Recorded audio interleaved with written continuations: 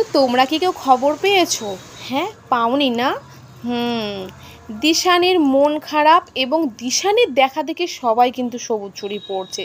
তোমরা কি এটা কেউ নোটিস করেছো? আমি তো করেছি, তাই তোমাদের আমি কথাটা বলতে আসলাম, তাই না? তো এখন তোমাদের মানে এই সবুজ চুড়িটা শ্রাবণ মাসে নাকি সবাই পরছে স্বামীর ভালোবাসা পাওয়ার জন্য, তাই সবাই ওর দেখা দেখি কিন্তু করছে। তাহলে কিন্তু দিশানি কাউকে কপি করছে না। এবং হ্যাঁ, সে কিন্তু এসি কিনেছে এবং আইফোনও কিনেছে, সেটা কারো দেখা দেখি এটা তোমরা বলতে পারো, আমি জানি না। যত সম্ভব এসি কিনতেই পারে, গরমে তার হাজব্যান্ড কিনে দিয়েছে সেটা তো, কিংবা সে ভিডিও তার করে তুমি করেছে, তার বরের সঙ্গে ভিডিও এখন দেওয়াতে অনেকটা ভিউজ হচ্ছে, যে কারণে পয়সাটা হচ্ছে, যে কারণে ও কিনতেই পারে, অসুবিধা নেই। এখন 30-40 হাজার টাকা তো পাওয়া যায়, কিন্তু এসিটার বিলটা দেওয়াটা একটু অসুবিধা, যদিও তো এটা কোনো ব্যাপার না। আসার বাবা আছে, বর আছে, দেবে, অসুবিধা নেই। ঠিক আছে, তো আমি যেটা বলতে এসেছি, তারপরে কিন্তু এই কপি কিন্তু রাইটিং হচ্ছে, তাই না? আমি তো বুঝতে পারছি না কেন।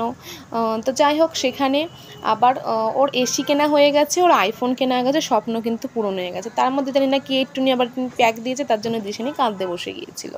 তো এই কাদার জন্য কিন্তু দিশানির বর কিন্তু পিছু থাকবে না একটুও। কী সুন্দর স্ত্রীকে কীভাবে অভিমান ভাঙাতে হয় সেটা কিন্তু সে সবার যে তুলনা করাই যায় না, সেটা মানে যতটা তুলনা করব ততটাই মানে কম হবে আমার মনে হয়।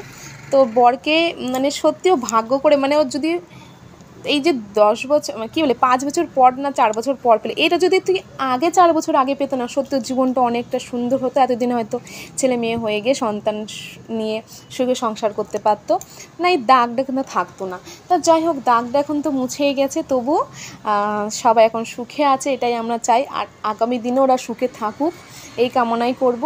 আর আজকে আমার গল্পটা এখানেই আমি স্টপ করছি, নেক্সট ভিডিও নিয়ে চলে আসবো। ততক্ষণ ভিডিওটা লাইক সাবস্ক্রাইব করে দাও। চলো, টাটা, বাই বাই।